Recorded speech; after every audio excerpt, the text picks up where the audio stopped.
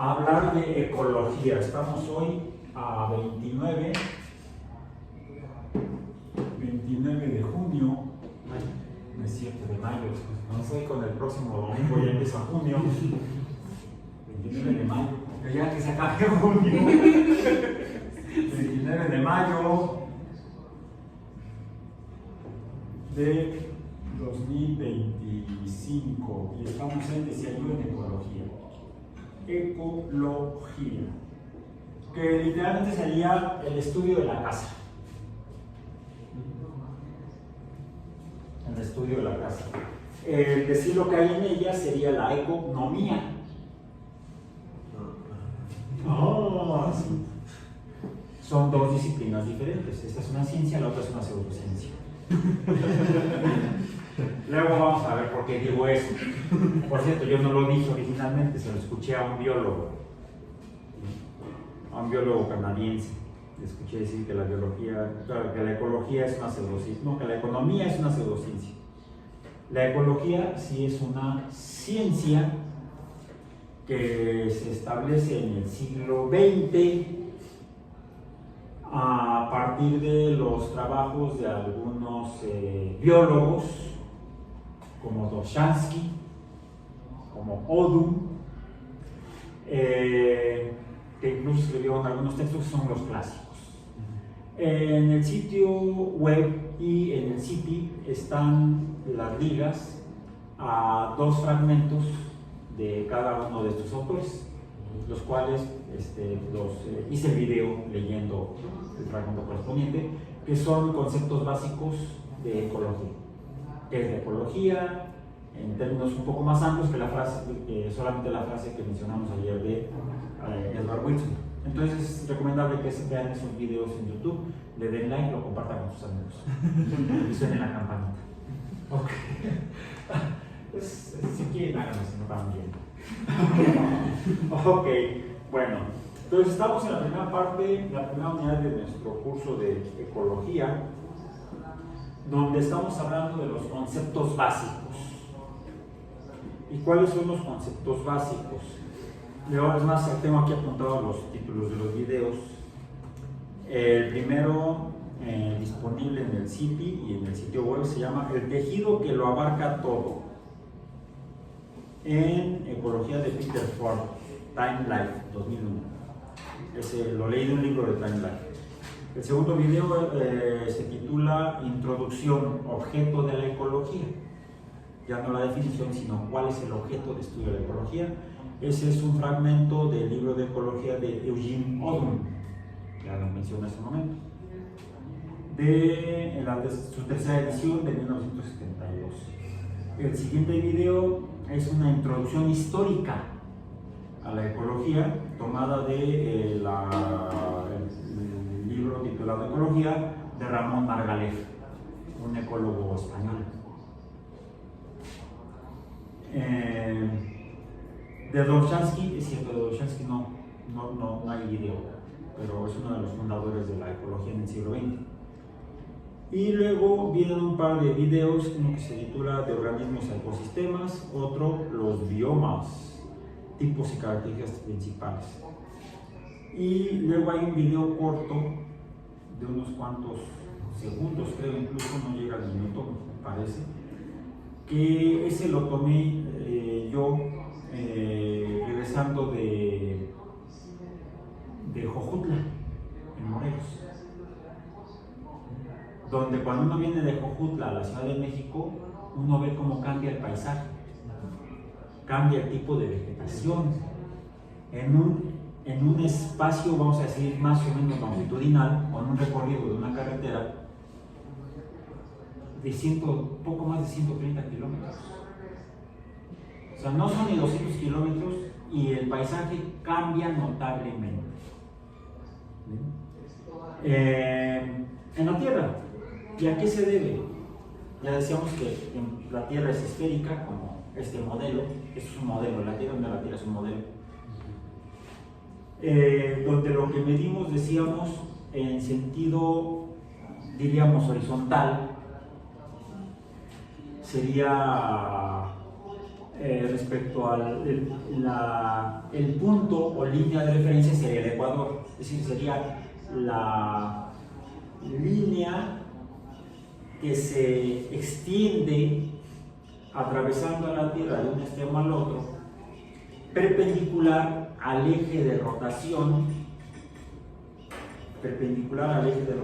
polar. De hecho, no rota así, rota asá.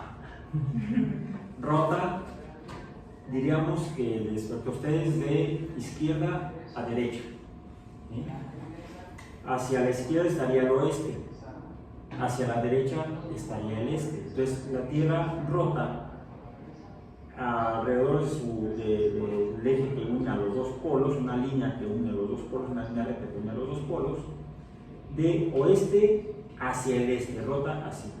Por eso es que vemos salir el sol por el este. Pero eso es una verdad parcial. ¿Por qué? Si este fuera un rayo solar, el este sería la dirección hacia la derecha de la línea que corta en 12 mitades iguales, 2 hemisferios, 2 mitades esféricas, a la esfera terrestre. Es entonces el plano, la línea de la circunferencia que corta a la esfera en 2 mitades iguales es el ecuador. La línea de la circunferencia del plano, mucha geometría en la medición de la Tierra, literalmente, a la esfera terrestre en 2 mitades iguales. Entonces, este sería el ecuador. La línea del ecuador es una línea circular, es un círculo, trazada sobre la esfera. En los planos o mapamundis que conseguimos en la papelería, o vemos en los libros, en las cartografías, se ve como una línea horizontal, recta, no es una línea recta, es un círculo. De ahí que sea importante tratar de observar a la Tierra lo más que se pueda como una esfera, porque todos los dibujos que se hacen o que se intentan hacer de la representación de la esfera en 2 dimensiones, todas fallan, deforman la superficie de la esfera. A veces es lo único que tenemos disponible, ese tipo de planos y mapamundis, o planisferios, como se llaman, o sea, una esfera aplanada, planisferio. Entonces, tenemos la línea del ecuador y hacia la derecha de la línea del ecuador estaría el este. Nos dicen en la escuela que el sol sale por el este, ¿cierto? A ver, déjenme ver. Lo voy a poner de acuerdo a la fecha de hoy, 29 de mayo, más o menos así. Voy a poner a México. México aquí, frente al sol, ¿correcto? Y aquí está el sol, y este es un rayo solar. ¿Por dónde estaría saliendo el sol? ¿Por dónde estaríamos viendo al sol? ¿En el este? ¿En el ecuador? No, ¿verdad? No. Eso es evidencia de que el eje de rotación no es perpendicular al plano de traslación de la Tierra alrededor del Sol. El eje está inclinado, como lo está en la representación de este modelo que venden en las... ¿Dónde lo venden? ¿Dónde venderían los globos terrestres? ¿En una globoterrastrería? No, los venden en diferentes tiendas. Un lugar donde venden globos terráqueos, por ejemplo, ahí va el anuncio, aunque no me lo paguen, en Sambors. No me acuerdo dónde lo compré.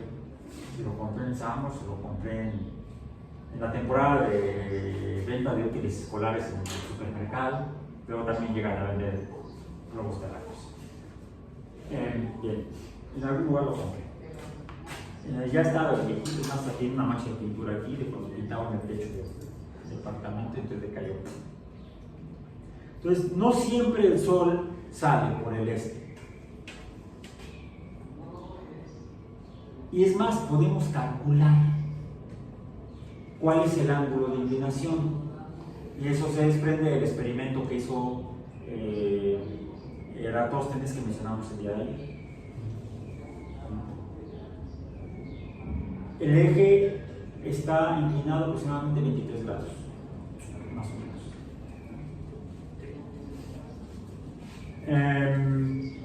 ¿Y qué con eso? ¿Qué influye en eso? Otro detalle, ¿cómo es la Tierra? Esférica, es un planeta rocoso, sólido, no como Júpiter, Saturno, Urano y Neptuno, que son gaseosos. Es como Mercurio, Venus y Marte, rocoso.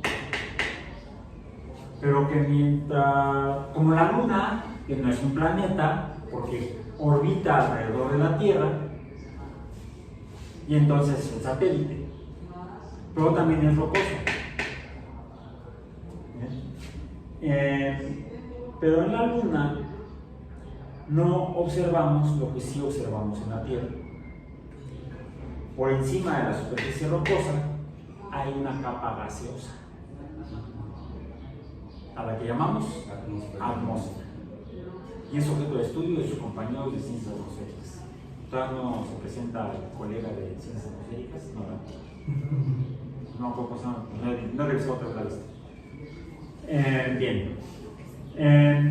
Que la ciencia atmosférica es el estudio de la atmósfera y sus cambios. ¿Cuáles cambios? Gases. ¿A qué se debe el comportamiento de los gases? ¿Cómo se comportan los gases y por qué se comportan así? ¿Qué es lo que provoca el cambio en el comportamiento de los gases? Creo que mencionábamos la causa de los cambios, ¿no? ¿Sí lo mencionamos? ¿Las fuerzas? Sí lo mencionamos en el primer día. Las fuerzas son consecuencia de la materia y sus cambios en el movimiento. La aceleración es delta V entre delta T. Es el cambio en la velocidad, donde la velocidad, seamos correctos, físicamente correctos, no políticamente correctos, físicamente correctos. La velocidad es el cambio de posición en función del tiempo. Entonces,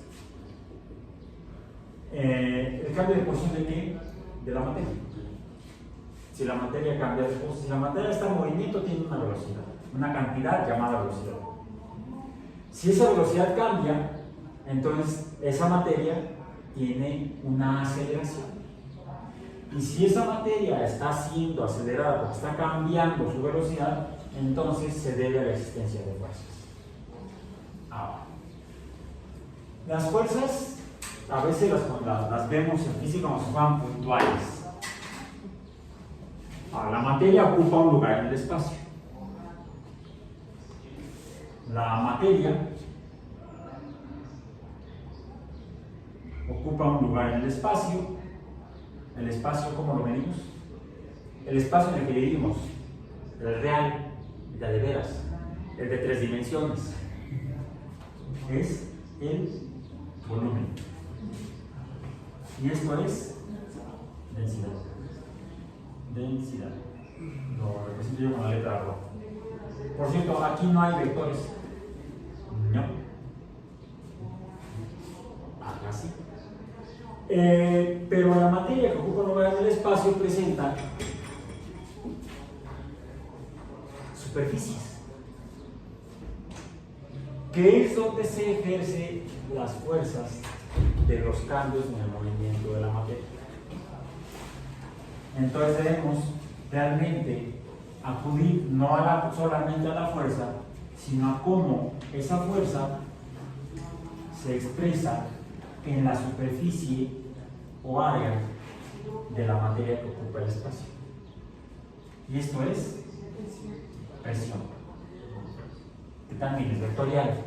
toda cantidad vectorial nos da lugar a una cantidad vectorial. Aunque haya componentes numéricos que no sean vectoriales. El tiempo no es vectorial. Einstein dijo que no y nadie lo ha podido desmentir. ¿Bien? Bueno, entonces, los gases son materia, tienen masa, están en movimiento. Cuando están en movimiento e interactúan con el entorno, incluso cuando gases interactúan con gases, se manifiestan las presiones.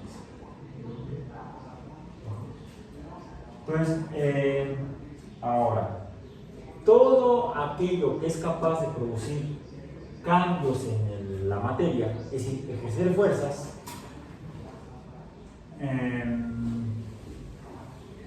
cambiando su espacio, es decir, sería fuerza que provoca el cambio de posición o delta X,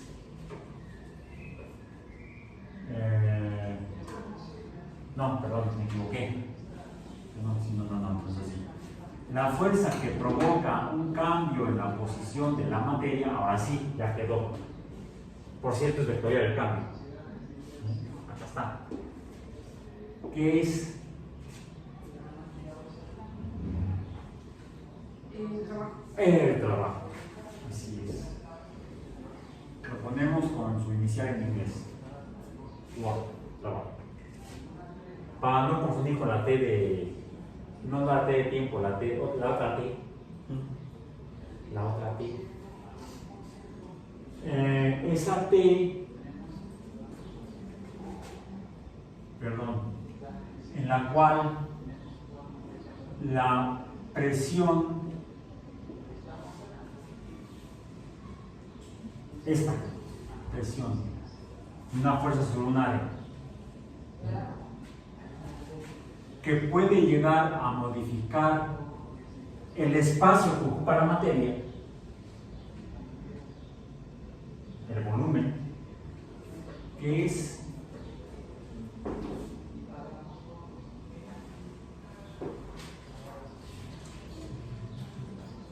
delta V por P.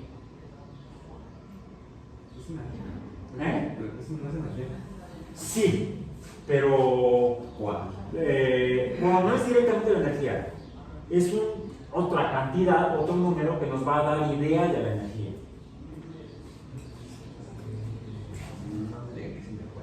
La temperatura. PV igual a T. P delta V.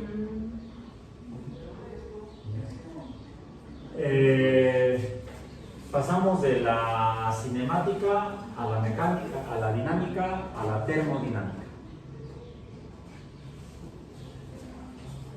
Y aquí, como tenemos presión, está implicada entonces la fuerza, como tenemos una fuerza, está implicada la materia, y como está implicada la materia, ¿de cuál materia estamos hablando? La materia gaseosa. Por eso los gases ejercen una presión, porque normalmente están en movimiento, aunque no lo percibamos. Ese movimiento es el calor. Ese movimiento es el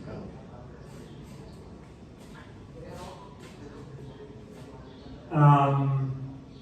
Si hay gases sobre la superficie rocosa, hay entonces una forma de energía debido al movimiento de los gases. Pero esa cantidad de movimiento puede variar si a este sistema termodinámico de los gases en la atmósfera sobre la superficie de la Tierra le inyectamos energía lumínica, por ejemplo. Entonces podemos incrementar el movimiento, aumentaría la temperatura. Pero ¿de qué depende que aumente o no, o incluso disminuya la temperatura de los gases en la atmósfera de la Tierra?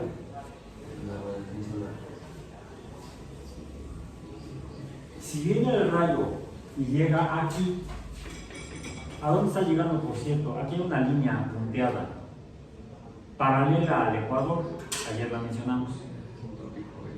el trópico de Cáncer, porque estamos hablando del hemisferio que en este modelo está arriba. Si estuviéramos en Argentina podríamos verlo así. Pues sí, además un argentino. Ok. ¿Cómo se suicidan los argentinos? Tirándose de lo más alto de su ego. Tiene mayor energía potencial, diríamos, físicamente, cinemáticamente, dinámicamente.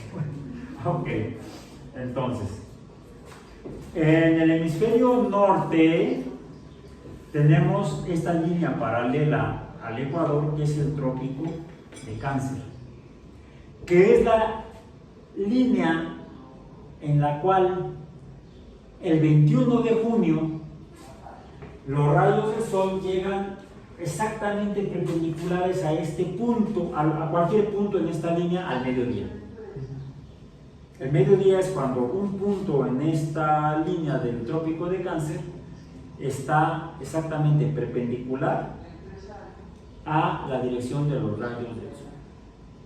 Por eso es que no presentaba sombra las columnas de los templos en Siena el 21 de junio, como leyó Eratóstenes en la biblioteca. En cambio, ahora sí vamos a ver dónde está Alejandría. El trópico de Cáncer. No, pues Alejandría está aquí. Ok, aquí está el trópico de Cáncer. Siena estaría aquí. Acá arriba vemos el mar Mediterráneo y aquí estaría la desembocadura del río Nilo, y un poco hacia el oeste está la ciudad de Alejandría. Está hacia el norte. Entonces, mientras que en Siena,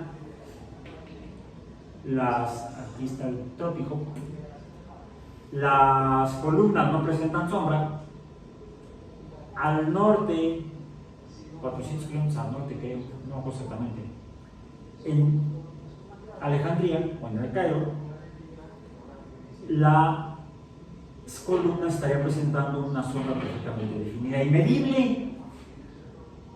Y como a escala pequeña la superficie de la Tierra parece plana porque es un segmento de esa gran circunferencia de 40.000 kilómetros, para donde la quiera que la muevas, no, varía un poco porque la Tierra no es totalmente esférica. Debido al movimiento de rotación, desde que la Tierra se formó por acreción de la materia y gases, polvos que orbitaban alrededor del Sol hace 5.000 millones de años, se terminan de condensar hace 4.500 millones de años y forman una masa principalmente rocosa, pero todavía debido a las colisiones, desaceleraciones, están provocando trabajo, y el trabajo provoca, aquí fíjense, el trabajo es interesante, porque es delta X por F, pero esto es en un sistema de una dimensión, esto sería trabajo lineal, pero los gases no viven en una línea, viven en 3 dimensiones. Entonces en realidad no tenemos un sistema unidimensional, ni siquiera bidimensional, sino que tenemos un sistema tridimensional. La ecuación de arriba es equivalente a la ecuación de abajo para 3 dimensiones. Donde tenemos las 3 dimensiones, pasamos de delta X, delta Y y delta Z, tenemos entonces el volumen. Cuando el desplazamiento es en 3 dimensiones, como cuando los gases se expanden o se contraen. Y tenemos entonces, al tener un cuerpo de 3 dimensiones, que hay aquí una superficie con un área cuantificable. Entonces, en la ecuación de trabajo lo que estamos viendo es la fuerza, pero si es la fuerza de los gases en la superficie de la Tierra, en realidad no es la fuerza sola, sino que es la fuerza dividida entre el área, y por lo tanto es la presión. Esta es la ecuación del trabajo para 3 dimensiones. La temperatura sería entonces una equivalencia al trabajo pero tridimensional. Interesante forma de interpretar la física. Y eso no está en los libros. Está aquí sale, aquí lo planteamos. Pero esto nos permite entonces entender por qué la materia se comporta como se comporta. Para esto deberíamos estudiar física. No sé para qué estudiamos si no es para esto. Si no, nos lo dejaron en clases. ¿Lo dije en clases el trimestre pasado? Sí, ¿verdad? Es que vamos, les digo, no necesita que lo el trimestre pasado. Bien, entonces. Esto nos permite entonces entender el comportamiento de los gases de la atmósfera, y cuando hablamos de un sistema que no es un sistema aislado termodinámicamente, ni siquiera es tampoco un sistema cerrado termodinámicamente, sino que es un sistema abierto. La atmósfera es un sistema abierto. Cuando la Tierra se condensa de ese material de polvo y gases hace 4.500 millones de años más o menos, queda concentrado por diferencia de densidad, la mayor masa, la sólida, en el centro, y la menos densa, la gaseosa, y los líquidos en la superficie y más allá. Alrededor del Sol, que está emitiendo energía electromagnética en todo el espectro electromagnético. Pero es principalmente la radiación visible, la luz visible, la que al interactuar con la materia que conforma la atmósfera, pero la atmósfera es casi transparente a la luz visible. Entonces no hay una gran interacción de la luz visible con los gases de la atmósfera, pero sí con la materia sólida. Interactúa con la materia sólida, parte de esa energía es absorbida y otra parte es reflejada. Pero tenemos el fenómeno de que la luz es,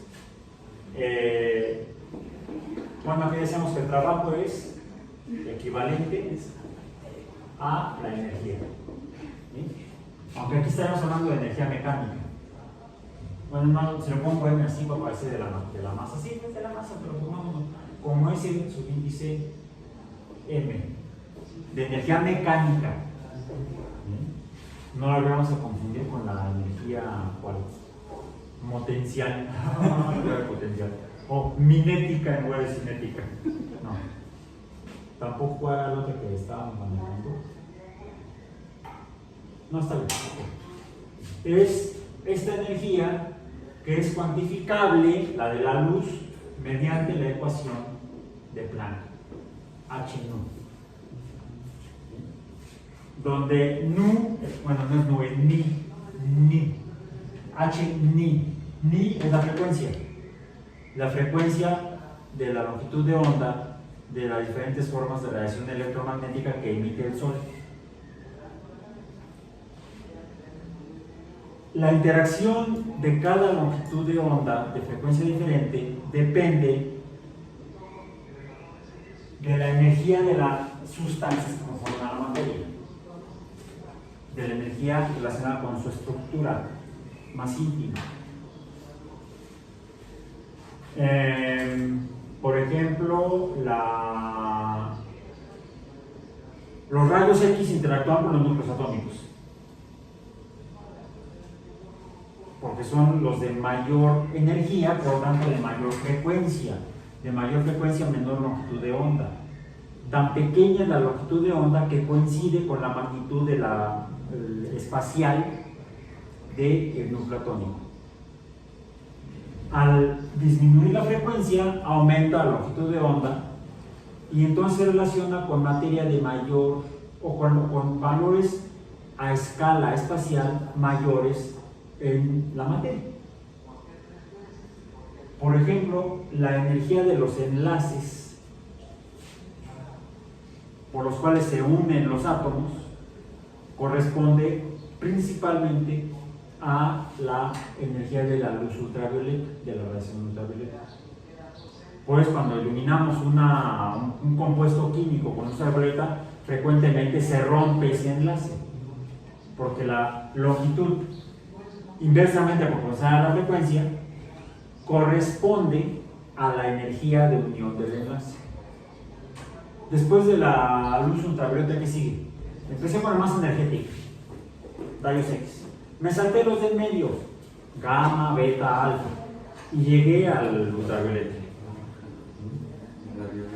También la radiación la radiación electromagnética de la alfa a la gamma se relaciona con la estructura a nivel del núcleo atómico, de la estructura del átomo. Para los fines que nos interesan, que son la ecología, eso no importa, no tiene gran relevancia. La relevancia es cuando llegamos a longitudes de onda correspondientes a frecuencias de la región ultravioleta, porque ahí ya las moléculas se pueden transformar porque los enlaces se rompen. Después del ultravioleta, ¿qué sigue? El azul. No, el violeta. El violeta, te saltaste el violeta. Sí, sí. Tendríamos el violeta, el azul, el verde, el rojo. No, perdón, me salté el verde, el amarillo, el anaranjado y el rojo. Ahí me salté el amarillo y el anaranjado. Es que el amarillo ya no existe. El partido amarillo ya no existe. Lo reventaron. Todavía quedan los naranjas, ¿verdad? ¿Cómo se decían? Fosfofosfo, algo así. Ahí estamos hablando de fosfofosfo, pero eran fosfatos de las minerales. No, esos fosfofosfos son otros. Bueno. Luego saco cosas que parece que no tienen nada que ver, y es cierto, no tiene nada que ver, pero se acuerdan del chiste tonto y entonces se acuerdan del concepto importante. Es un truco didáctico. Okay. Bueno, entonces, llegamos a la región del espectro visible, donde podemos ver que la luz blanca no existe. Es producto de la interacción de esta luz de estas 6 luces de colores diferentes.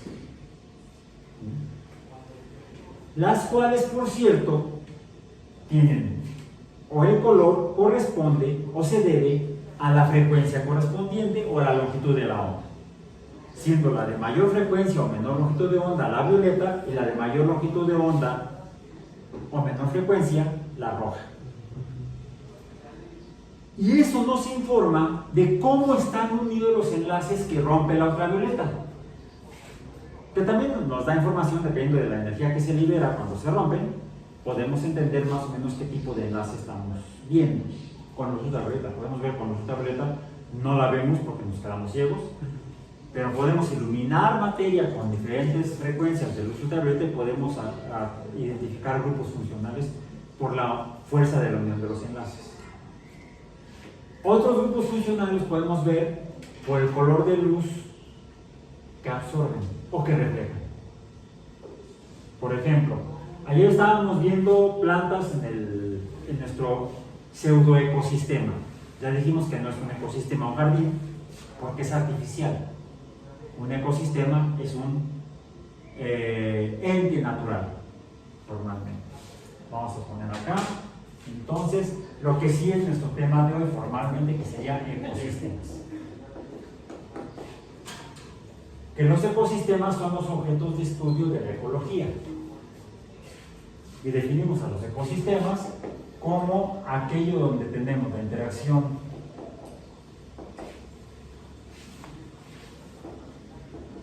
de organismos con el ambiente, lo cual depende de todo eso. ¿Cómo van a interactuar? Depende de la energía que haya. Esta, la energía termodinámica. Bueno, ok. Pero la energía termodinámica depende de esta, en el caso de los ecosistemas. Para otros fenómenos en el universo puede no depender de esto, o al revés, puede depender de esto y tal vez no de esto otro. Pero para el caso de los ecosistemas, estas dos ecuaciones están íntimamente relacionadas. Sí, la ecología es una ciencia que no es nada más, vamos a ver plantitas en el jardín, no. O vamos a plantar árboles, no los toques, vamos a abrazar árboles, no, tampoco. Ya ayer mencioné que no es lo mismo un ecólogo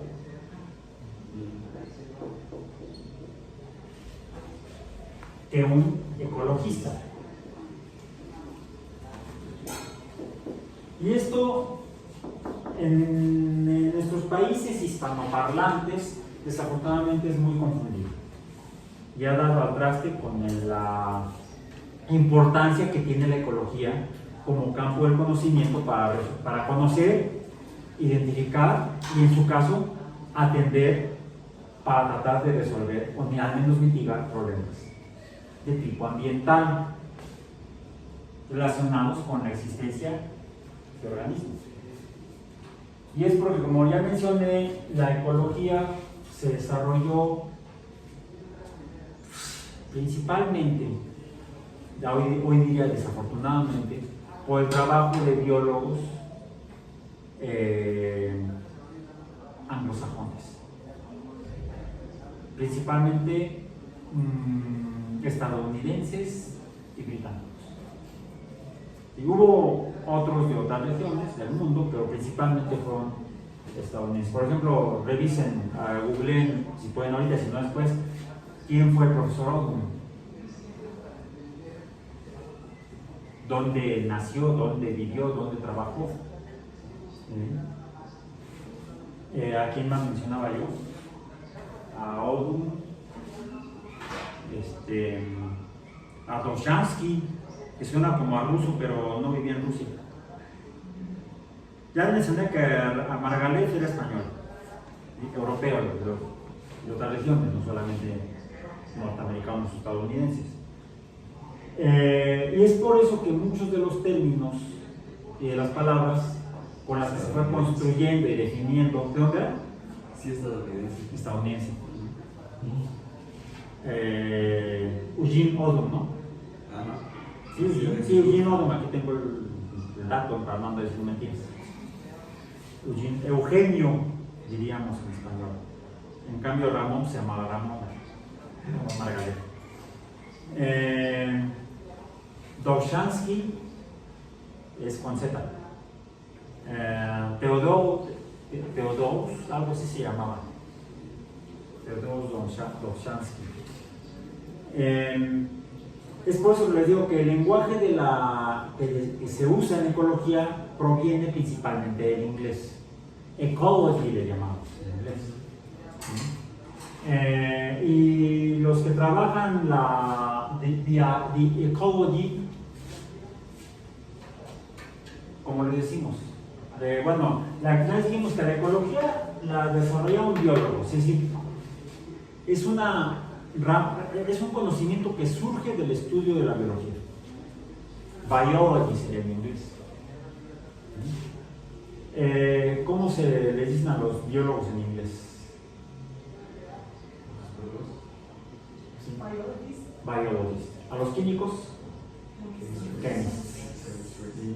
A los físicos, physicists. A los ecólogos, ecologists. ¿A qué suena? Muchas veces he encontrado textos y he escuchado gente, sobre todo en medios de comunicación masiva, periodistas, referirse a los ecólogos como ecologistas. No.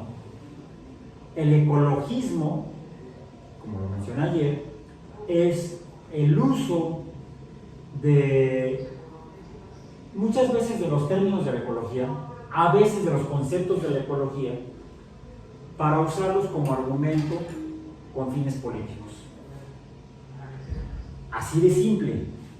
No digo que para bien o para mal.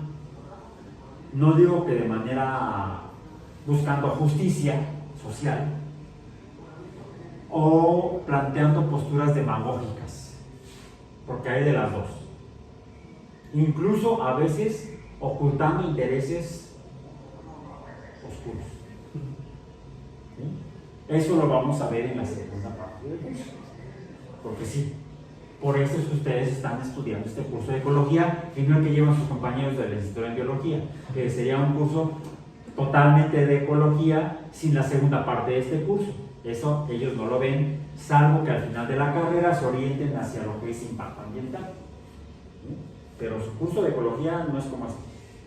El primer curso de ecología que llevan sus compañeros de la licenciatura en biología. Bueno, entonces, un ecólogo formalmente, ay, les digo que es el problema de plumón, por eso ya estaba yo feliz en el pizarrón de GIS. Un ecólogo es un científico, o científica, si es ecóloga.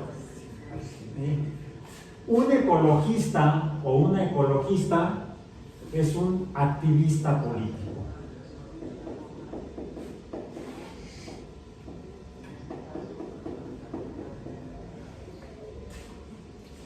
El ecólogo genera conocimiento y con ese conocimiento es capaz de describir, debe ser capaz de describir los ecosistemas y entender lo que ocurre en ellos.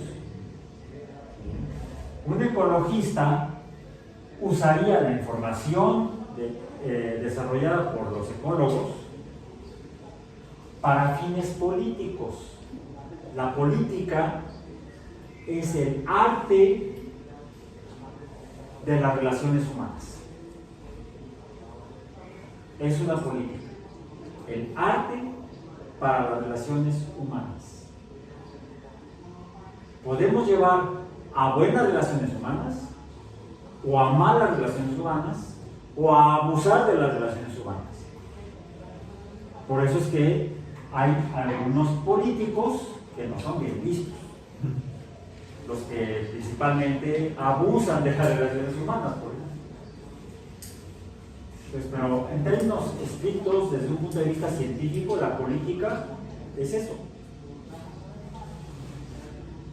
Es el trabajo que se da para las relaciones humanas. Punto. Por ahí alguien decía, y es más un arte. Decía esta persona, el noble arte de la política.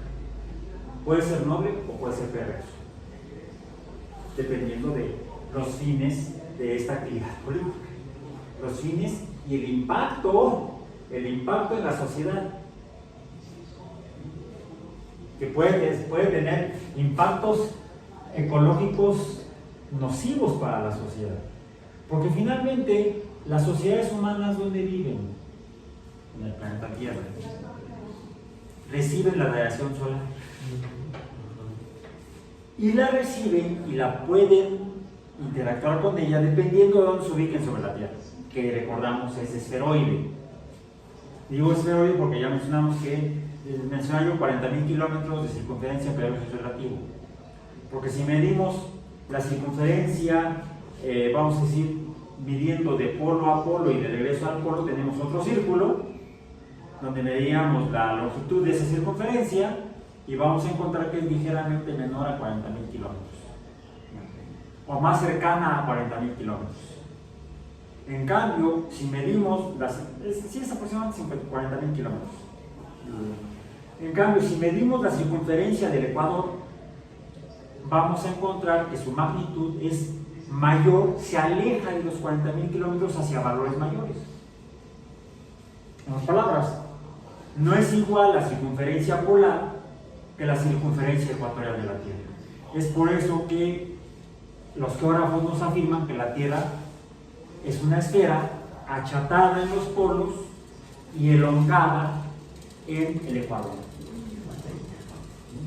¿Debido a qué? Porque cuando se montó el material había colisiones, las colisiones representaban movimiento de masa, por lo tanto generaba trabajo, y el trabajo que produce calor.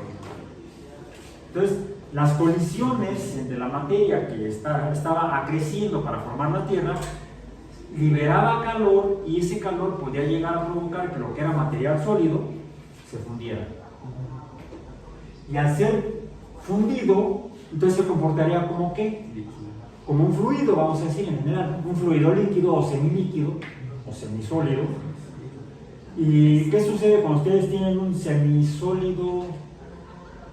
Como cuando toman harina, le ponen agua, un poco de polvos de hornear, algo de mantequilla, un poquito de sal, la integran, dirían un fenómeno de acreción de harina con agua y eso. ¿Y qué tenemos? Una masa, tampoco todavía. Una masa, le falta el calor. Inicialmente una masa de harina.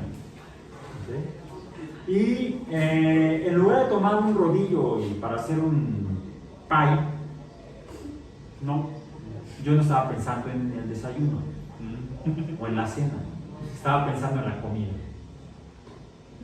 Tomo la masa y la empiezo a girar. La empiezo a girar.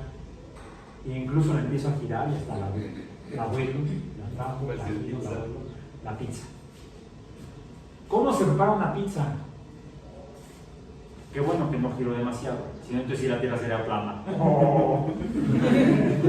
Les falló a los terraplanistas la velocidad angular. Se requeriría mucha mayor el valor de velocidad angular para que la tierra se vea aplanada. No, quedó esférica achatada en los polos y elongada en el ecuador. Eso no tiene gran relevancia para fines de la ecología. Lo que sí tiene relevancia es finalmente que es un esferoide, es esférico. ¿Y qué sucede cuando viene un rayo, no uno, sino un conjunto de rayos solares paralelos entre sí y llegan a la superficie de la Tierra? ¿Qué sucede? Se distribuyen hacia el norte, podría ser el trópico de Cáncer, o si estamos del otro lado del Sol, ya le hemos dado media vuelta de órbita. Ahora, ¿dónde llegan los rayos solares, los más directos? Al trópico de Capricornio. ¿Sí? Y el resto se distribuyen hacia el norte, hacia el Ecuador y hacia el sur, hacia el Antártico. ¿Qué sucede si en lugar de hacer una media vuelta al Sol, media órbita, hubiera sido nada más un cuarto de vuelta? En lugar de 6 meses, 3 meses. Un trimestre de la UAM. ¿Hacia dónde llega la luz del Sol? Ahora sí llega al Ecuador. Ahí sí el Sol sale por el este.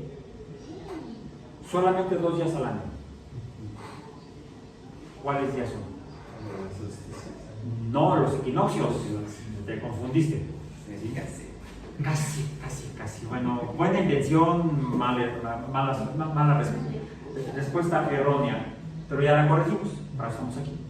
Entonces, solamente 2 días al año el Sol sale por el este y se oculta por el oeste, que es en los equinoccios. Salvo que viviéramos en el Ecuador. Ahí es muy aburrida la vida, yo creo. Porque el Sol siempre sale por el este y se oculta por el oeste.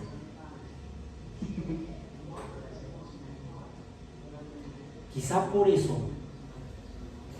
es que las principales civilizaciones que desarrollaron conocimiento astrológico o astronómico y matemático no se desarrollaron en el Ecuador. Se desarrollaron, más bien al norte, porque es donde, no sé por qué, lo confieso, la mayor masa continental está al norte del Ecuador, está en el hemisferio norte y en el hemisferio sur. En el hemisferio sur la masa continental es pequeñísima, solamente está Australia, este pedazo del sur de África, que si se dan cuenta la masa continental de Sudáfrica es mucho menor a la África, vamos a decir, sahariana. Y si acaso en Sudamérica, pero como el cono sudamericano se inclina hacia su vértice más agudo, hacia el sur, la masa va disminuyendo del Ecuador hacia el Antártico. Entonces la magnitud de masa continental donde la gente se pudiera sentar y vivir era menor en el hemisferio sur que en el hemisferio norte, donde tenemos todo Norteamérica, desde el norte de Sudamérica lo que ahora es Colombia, Venezuela, las Guayanas, Centroamérica, las islas del Caribe y toda Norteamérica hasta Groenlandia. Y en el otro lado tenemos pues toda el norte de África, prácticamente toda Europa y Asia, incluso el extremo más al sur de Asia, que sería donde está esta península. Mi geografía falló, Malasia. Está al norte del Ecuador. Entonces es más probable que la gente viviera acá. Y es más, el Homo sapiens se desarrolla principalmente entre Etiopía y Kenia, al norte del Ecuador, cerca del Ecuador, pero al norte del Ecuador. Y de aquí migran principalmente hacia el norte, que es donde hay más tierra. Sí hay migraciones hacia el sur, hay habitantes en el sur, en Namibia, etc., antes de la llegada de los europeos. De aquí hacia el sur, pues, se fueron para todos lados, a todos los invadieron. Y entonces tenemos que ¿qué sucede hacia el norte y hacia el sur del Ecuador? Pues que las cosas cambian más notablemente que solamente en el Ecuador. Sí, el 21 de marzo, hace 2 meses, estamos en mayo, hace 2 meses, el 21 de marzo el sol salió por el este exactamente, por eso fue el equinoccio, y directamente tiene que ser así, sobre el Ecuador. La Tierra empieza a rotar, a dar base, vamos a decir, está por acá el Sol, está por aquí, llega acá, ajá. Y la Tierra también se traslada alrededor del Sol como si fuera de oeste a este. Es igual que la rotación.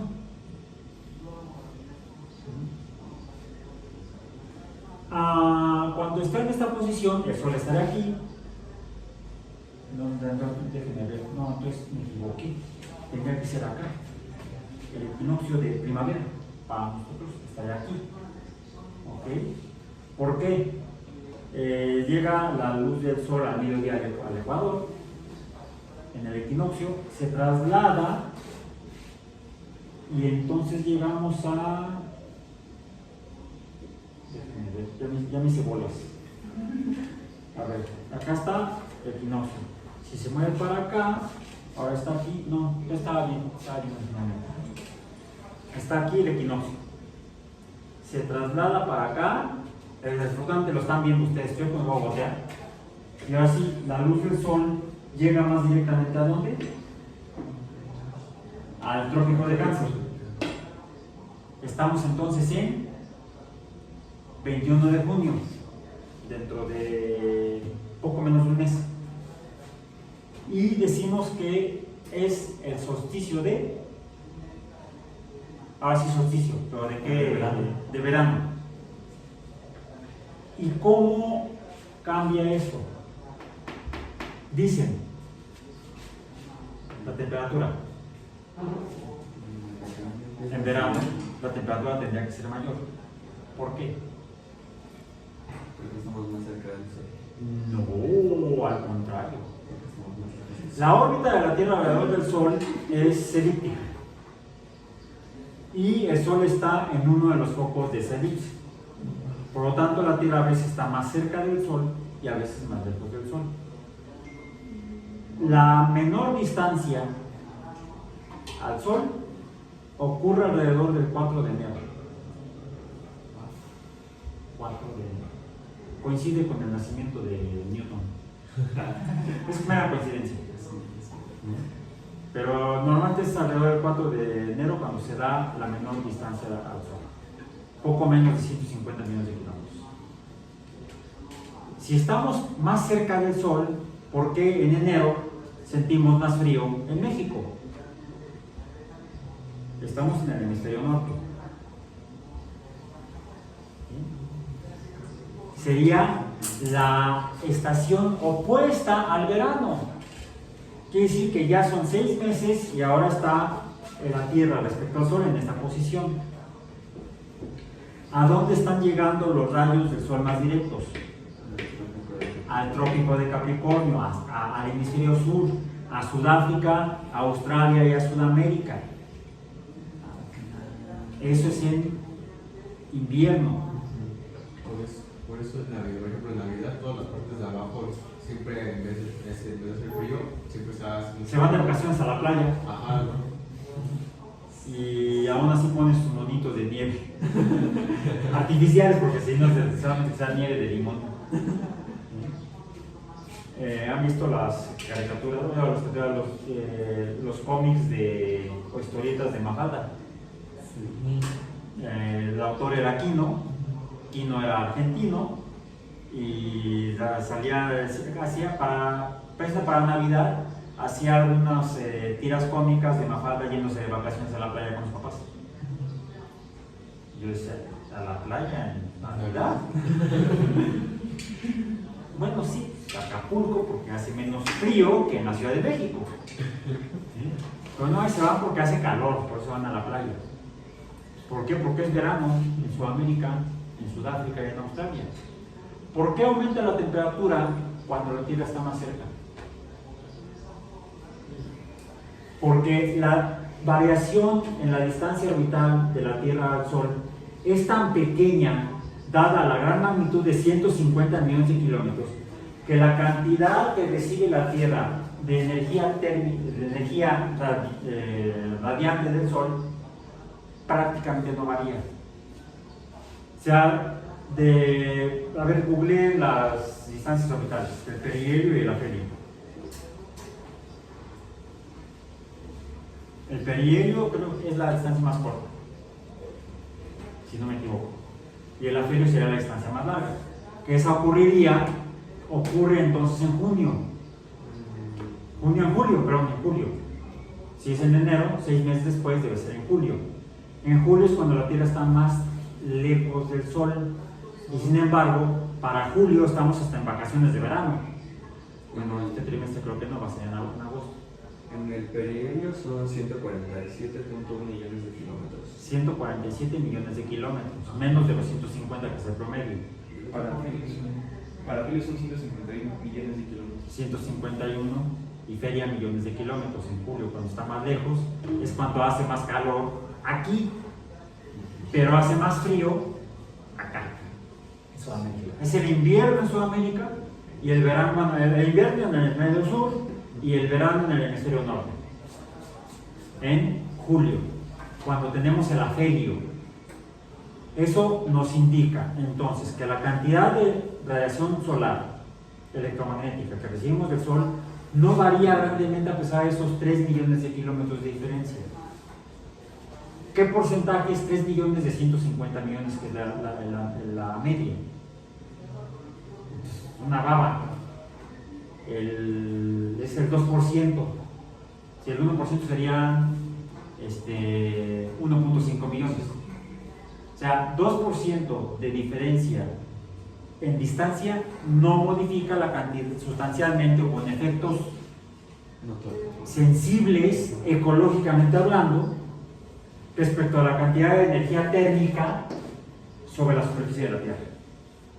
Entonces, ¿a qué se deben las diferentes temperaturas en las diferentes regiones en la esfera terrestre? Y las principales diferencias no son en sentido ecuatorial. Si nos vamos al menos como estaba originalmente, lo que encontramos en el Ecuador, en esta región, y aquí está el río Amazonas, selva, si dice la gente selva, yo le llamo bosque tropical, bosque lluvioso tropical. Soy biólogo. Y nos vamos a África Central. ¿Qué encontramos? En el Congo, en Tanzania, en Ruanda. ¿Qué encontramos? Selva, la selva africana, de donde es el rey, el león, el rey de la selva. Mentira. Los leones habitan principalmente en la sabana. El rey de la selva. Ese era de la caricatura. Simba, el rey de la selva. ¿Simba? No, Kimba. Kimba. Suena parecido. Era un león blanco de una caricatura, de un anime japonés. No, si es anime debe ser japonés. Si no sería dibujo animado de Disney o de Looney Tunes. Entonces, tenemos la selva africana, luego acá tenemos la selva de Borneo, la selva de Sumatra, es decir, hijo de Sumatra. La Indonesia. No, es el bosque lluvioso tropical de Indonesia, el bosque lluvioso tropical de África. Nos vamos para acá. Tenemos Nueva Guinea, también cerca del Ecuador, un poco al sur de Nueva Guinea. También había, para que algo, de bosque lluvioso tropical o selva. Nos vamos para acá, tenemos algunas islas aquí en el Pacífico donde hay una cantidad de vegetación importante. Es decir, si recorremos el Ecuador vamos a encontrar lugares muy parecidos. No hay gran diferencia. Cuando recorremos la circunferencia ecuatorial. Incluso vayámonos a los trópicos, al trópico de Cáncer. ¿Qué vamos a encontrar? En la madre. Trópico de Cáncer. Lo que encuentro es Baja California, Torreón, les digo Torreón, ¿qué es? Saltillo, ¿sí? En México. Nos vamos para acá y encuentro Mauritania, Níger, el sur de Argelia, el sur de Libia, el sur de Egipto, el norte de Sudán. ¿Qué tenemos aquí? ¿Qué dice aquí? Ay, no veo. Hay alguien que sí vea. Aquí está las letras separadas. ¿Qué dice? Meseta de. A ver aquí. S-A-H. Sahara. Sahara, muy famoso en las películas. Es desierto. Desierto. Sahara significa desierto. Desierto. ¿Qué más? Aquí. Ese sí lo vas a ver. Arabia Saudita. Y cuando piensan en Arabia, ¿qué piensan? Camellos. Desiertos. ¿Sí? Cierto, así es. Seco, está seco ahí. Y si nos vamos al trópico de Capricornio, vamos a encontrar aquí, ¿qué país es? Namibia. Y encontramos también Australia. Y encontramos acá abajo, en el norte de Chile, el estado más seco del planeta. Últimamente ha llovido bastante por ahí. Donde incluso hay observatorios astronómicos europeos. ¿Cuál es el lugar más seco del planeta? Googleenlo rápidamente. El desierto de Atacama. Desierto de Atacama.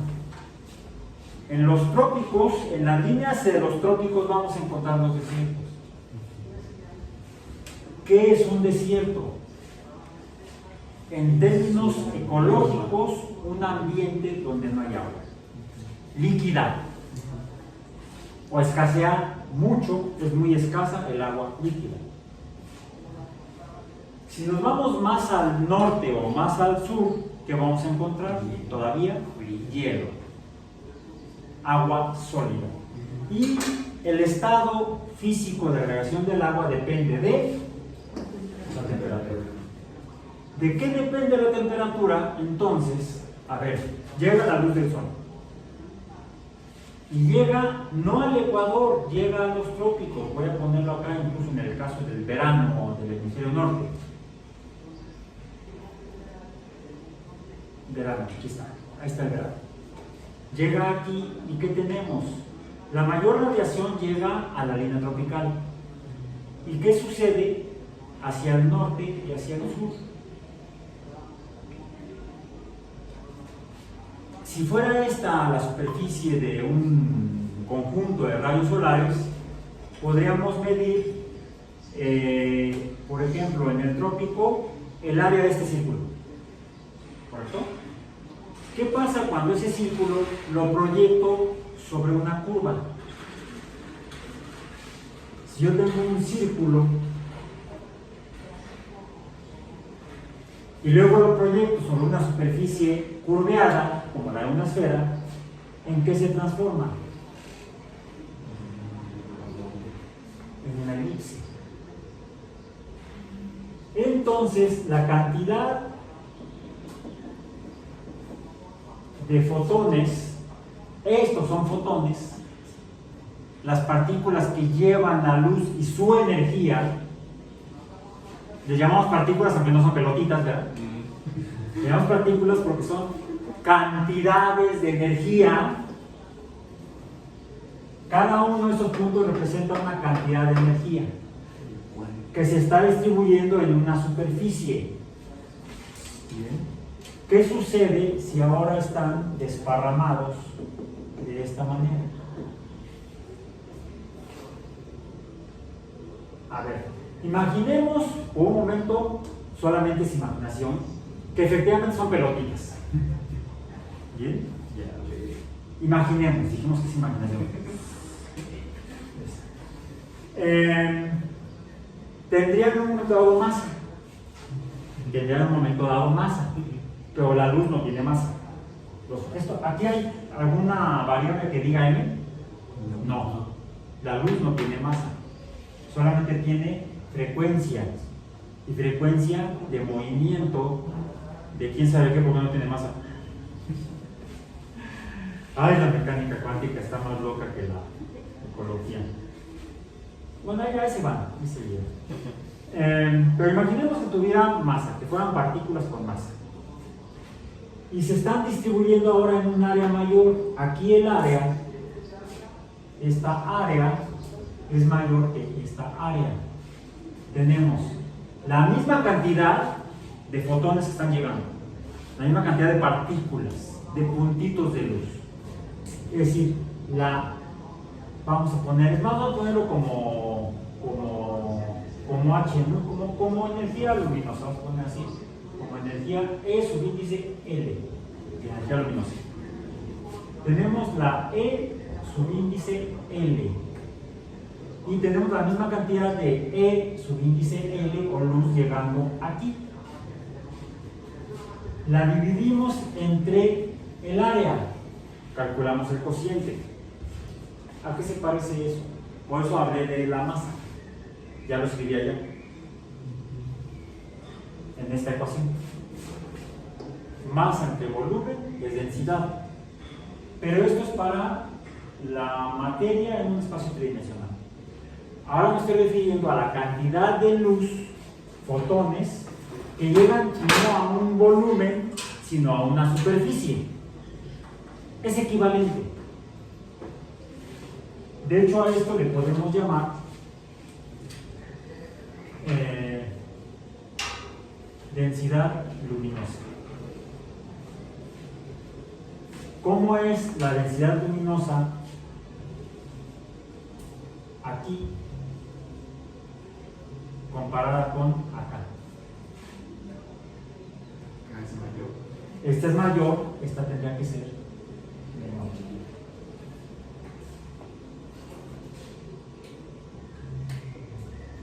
No es la cantidad de luz que llega a cada lugar de la Tierra. No. Es cómo se distribuye en el espacio.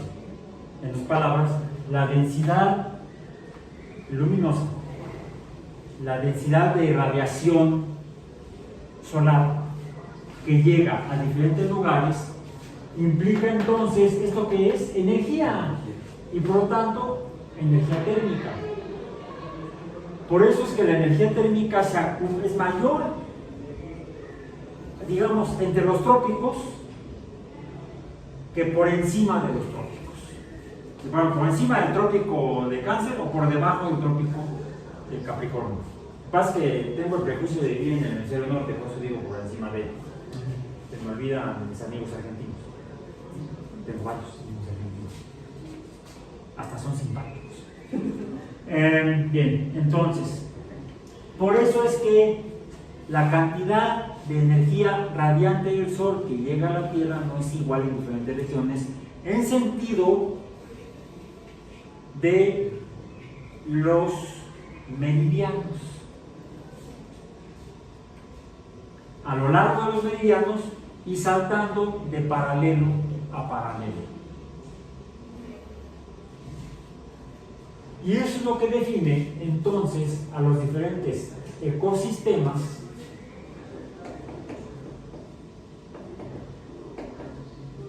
que mencionamos ayer, ecosistemas dependientes de las grandes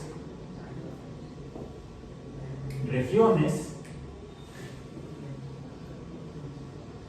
con respecto a no la longitud, que la longitud es la distancia entre meridianos, la longitud es la distancia entre meridianos, sino la latitud, que es la distancia entre paralelos.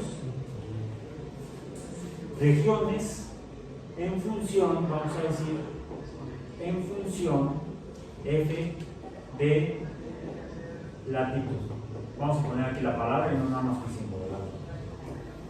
En función de la latitud, tenemos ecosistemas que en grandes regiones reciben el nombre de biomas.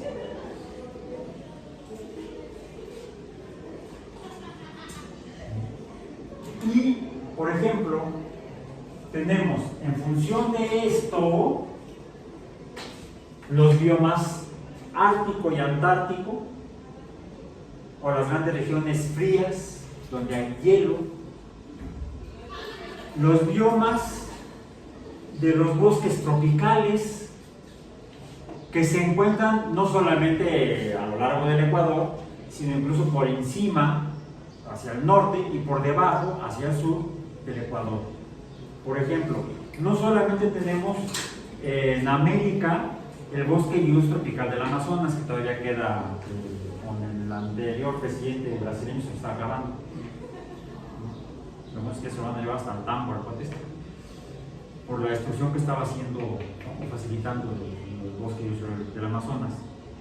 Encontramos ese tipo de bioma incluso más al sur, donde el límite es el trópico de Capricornio, hacia el sur.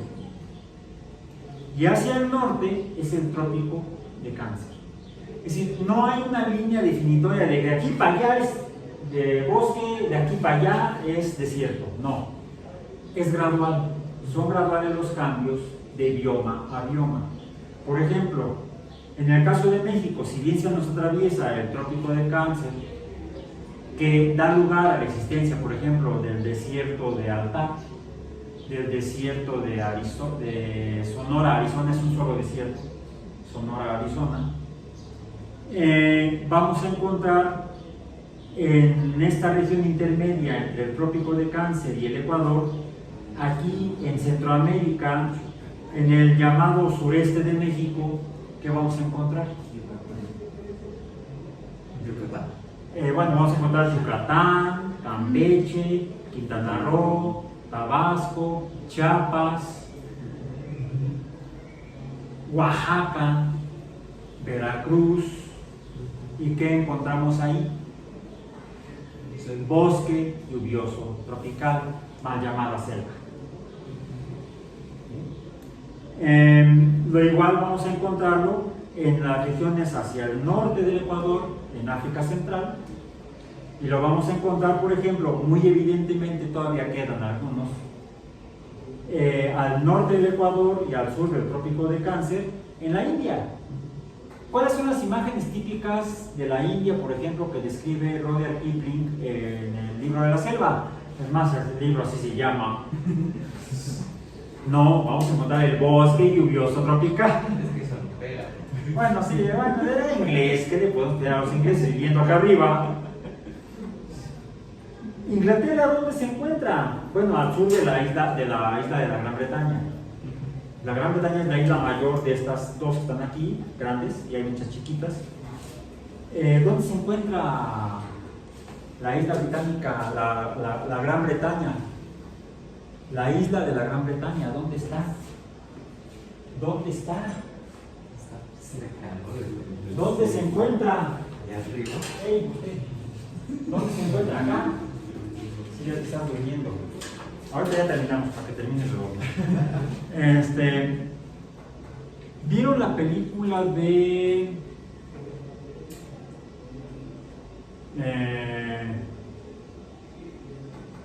El día después de mañana? La de. ¿Dónde sale el hijo de Will Smith? No. Ese es No, el no, que no, va, no. ¿no? Sí, así se llama El día después de mañana. Lo que pasa es que la estoy confundiendo con otra que tiene un nombre parecido, que trata de una supuesta tercera guerra mundial, una película de los 80s.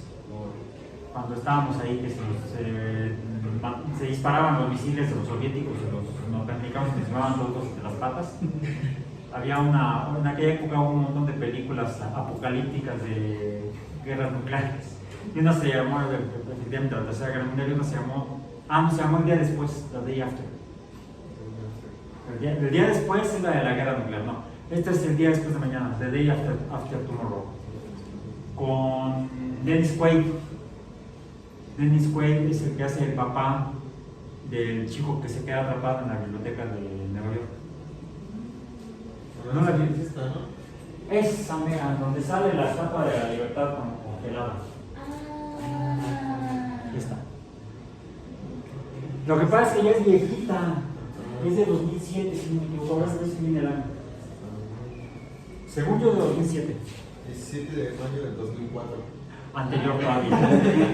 No, sabes que la estoy confundiendo la fecha con ya mi edad y mi estado. Ya saben, el cabello está peor.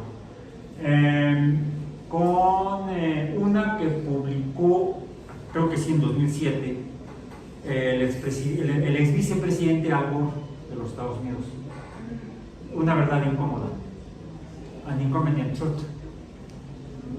Donde al principio del documental, es una película documental, al principio de esta película documental toman una escena de esa película.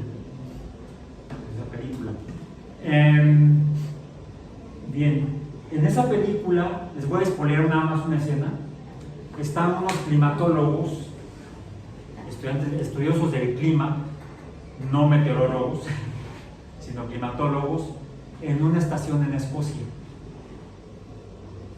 Y Escocia se empieza a congelar. Entonces dicen, pues hasta aquí llegamos. ¿Por qué Escocia se empieza a congelar? ¿Dónde está? No está lejos del círculo polar ártico.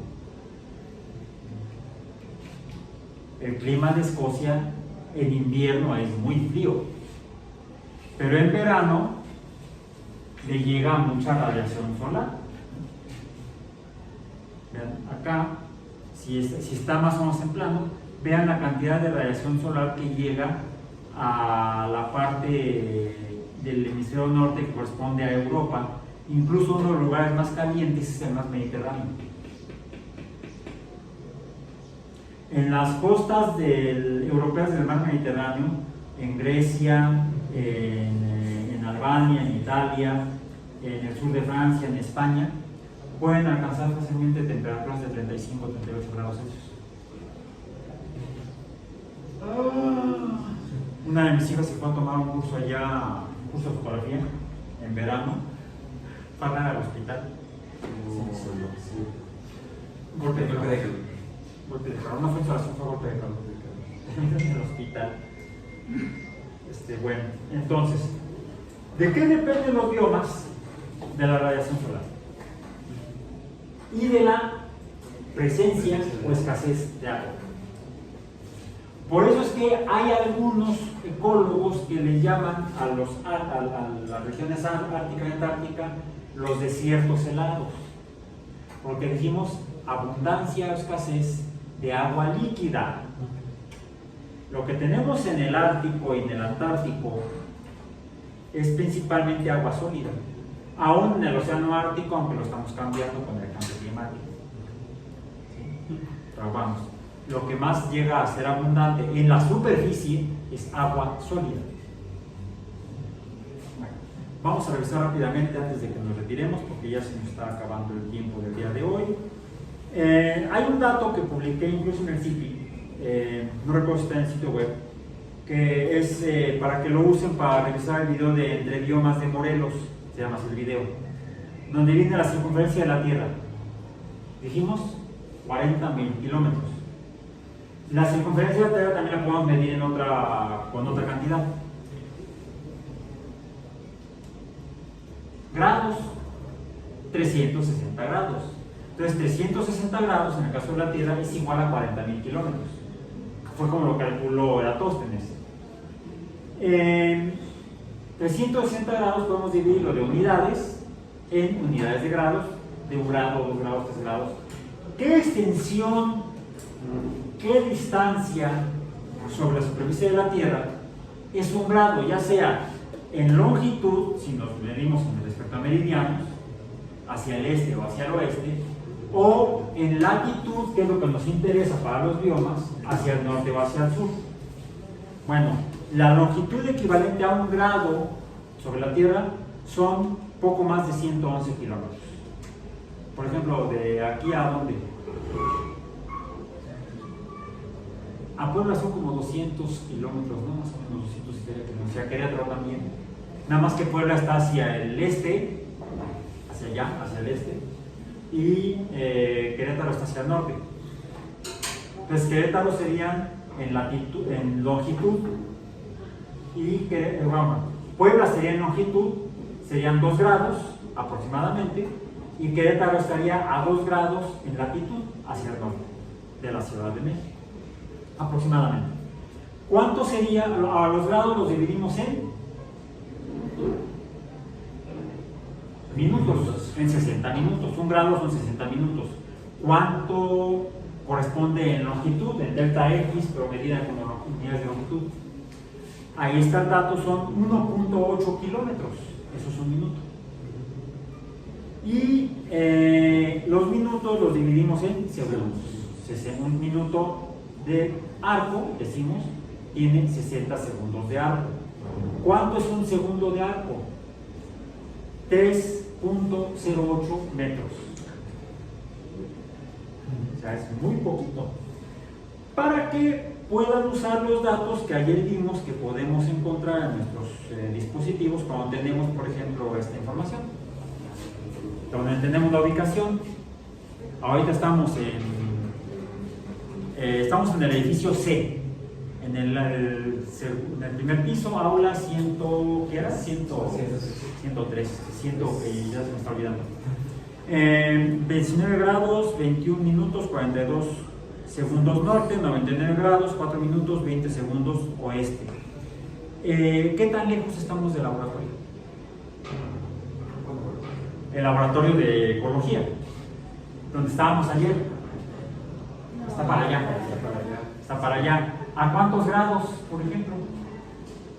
En línea recta podríamos calcularlo si nos vamos para allá, vemos el dispositivo, tomamos el dato y podríamos calcular la distancia longitudinal en línea recta. Bueno, en línea recta sobre la superficie en un arco, realmente. ¿Bien? Bueno, eso respecto a esto. Rápidamente, déjenme ver. Ok. Ahora, en cuanto a los ecosistemas, y termino con esto. En los ecosistemas mencionamos que, no sé, tengo rápidamente. En los ecosistemas tengo aquí mi presentación. La presentación es el archivo es la primera lámina, ¿no? El primer dibujito. Dibuja ahí como medio esquemático a lo que podrían ser ecosistemas. Se ven un ave que vuela, una que camina, unos bichos ahí, un río, montañas, pastos parecerían.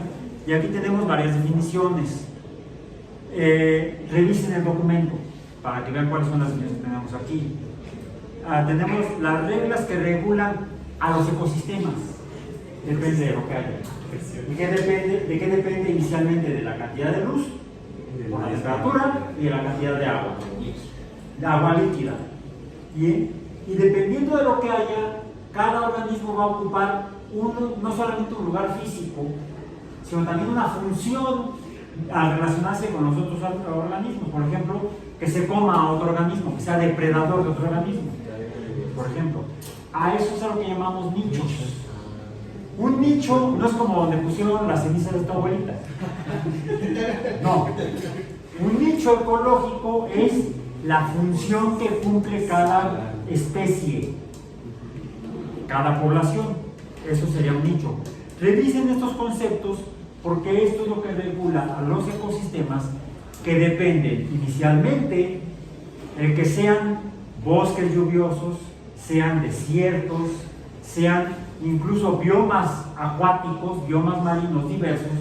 Dependen de la abundancia o escasez de agua y de la abundancia o escasez de radiación solar o de fuentes de energía. Ya mencionamos las pozas hidrotermales. Seguiremos trabajando sobre estos conceptos la próxima semana. Esta semana y por hoy ya terminamos.